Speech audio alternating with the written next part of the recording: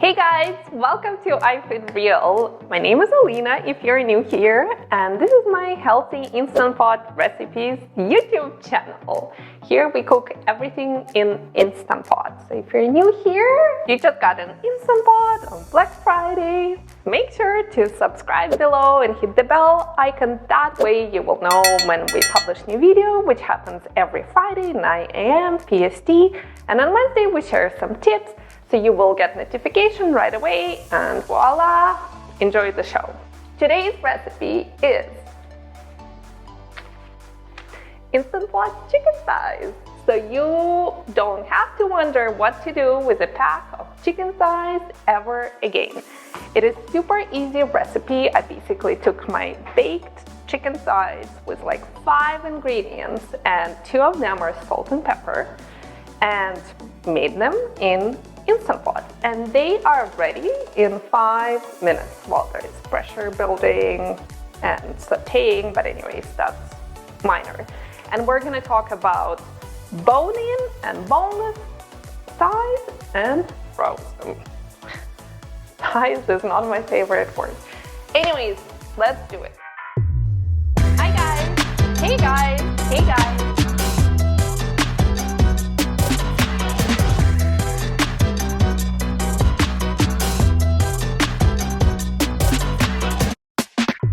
So first you want to season your chicken thighs, and that's super easy. In one bowl you add the thighs, and I would like to say a word about, I'm using skinless chicken thighs. I have tried with thighs with skin on, and they produce so much fat, which is totally not healthy. And skin also sticks a lot to the stainless steel bottom of the pot, because it's not really the skillet. So I do highly recommend to use skinless. You can use with bone in. And I am doubling the recipe because it's a Costco size. I have Costco size eating people. Then you want to add 2 tablespoons olive oil, and it helps to prevent chicken from sticking to the bottom of the pot, so that's why I don't add any more to the pot. And it also adds flavor, and it's healthy fat versus chicken skin fat. Eyeballing. That's what we do in Ukraine. This is like approximately 4 tablespoons because I have doubled the recipe. Okay, and then we're gonna use very shocking ingredient, garlic. You know how Italians cook everything with parsley and parmesan, and Mexicans with cilantro and lime? Ukrainians cook everything with dill and garlic. So all you want to do is grate it. And for grating garlic, I just like to use a zester like this. It's very sharp, so watch your fingers.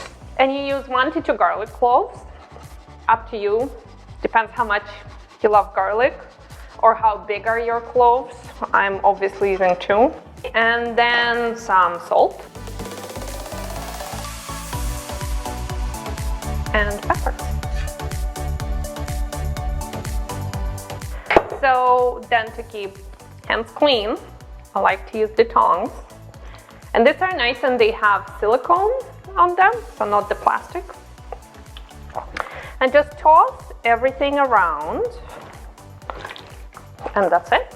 So now we're going to saute chicken in batches, and first we have to preheat Instant Pot. So while Instant Pot is preheating on saute, the chicken will have 5 minutes to marinate, which is plenty because we're using garlic. So press saute and wait until display says hot. It is super important to wait. It takes about 5 minutes, so be patient. But you want it to sear the chicken properly. It has to be hot. So now I would like to be very honest about sauteing chicken in Instant Pot. A few things you should know. So don't use chicken thighs with the skin on, it will stick. Instant Pot is not a skillet, it does saute, but things do stick to it. So I do recommend to use a very sturdy, hard spatula, not silicone.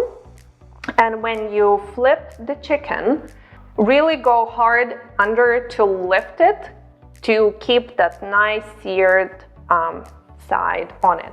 And that's one of the reasons we're gonna saute only on one side, because I don't see a point to go through all that time to saute it on two sides, because it does take a while, and we will have nice and brown top and the bottom doesn't matter. And when you cook chicken thighs, you just put the brown top face side up and call it a day, okay? Big piece of advice is, if you can put this Instant Pot while you're sauteing on your stove, don't turn the stove on, under the hood fan, and turn on the hood fan, all the cooking fumes will get extracted from the Instant Pot. Unfortunately, my hood fan is still in the mail, so it's gonna be a very flavorful day. So add chicken pieces just in one layer and put the top side to the bottom. So you want the nice side to be browned. And make sure not to disturb, let it cook. Again, it takes 3 to 4 minutes. Don't disturb to get that nice sear.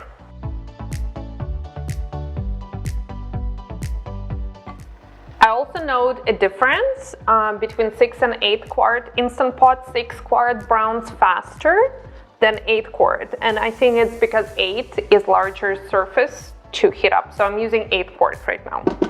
All right, so now I'm removing last batch of chicken, nice and browned. So 6 quart definitely browns things faster. That was interesting. So don't turn off the saute, and it is super important to deglaze your pot right now to avoid the burn message.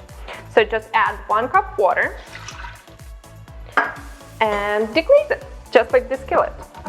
Because those brown bits, they get overheated, and the Instant Pot mechanism sends a message that it's burning, but it's actually not. So it's important to deglaze the pot.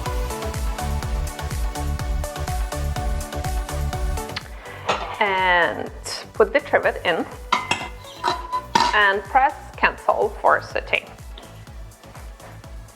So now we add our chicken back, and the brown side goes up for the prettiness and looks.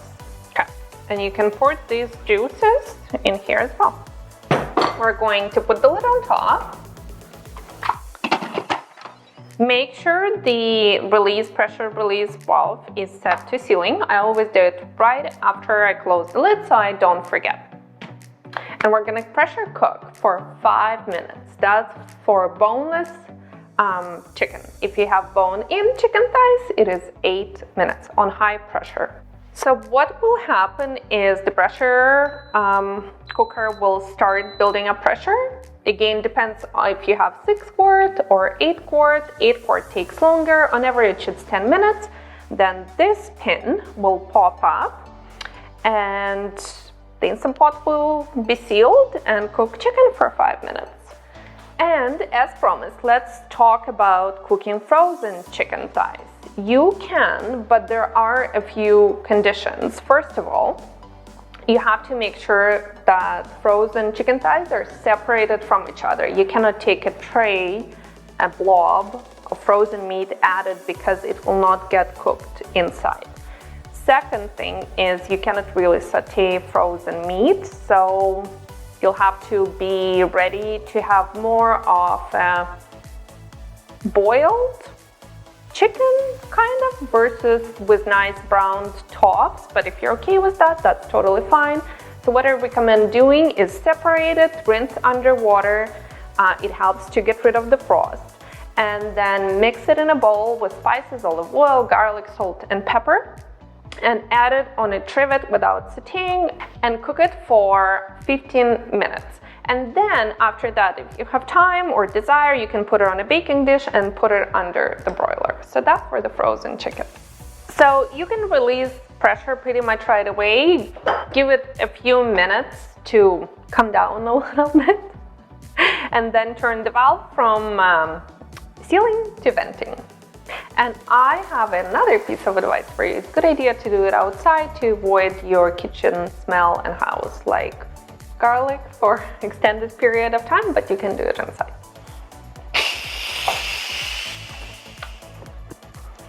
Let's see. Ooh, yummy. All we have left to do is garnish with parsley or dill. Of course, we're using dill, and your chicken thighs are ready. So the good thing is we could use the quick release with thighs because it's dark and juicy meat. You cannot do that with chicken breast. You have to let the pressure come down naturally. And see that juice at the bottom? That becomes super delicious sauce for the grain you serve chicken with, like rice or quinoa. And that's what turkey baster is good for. You just go like this, get that yummy juice, and serve it on top of chicken and rice. All right.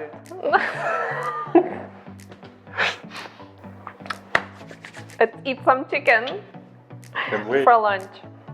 Okay. Grab a fork. Can you hold my piece? Can eat chicken forever. Cheers. Cheers. Cheers. Mmm. Mmm. Mm-hmm. Juiciest. Very. My favorite time of the day. You eat.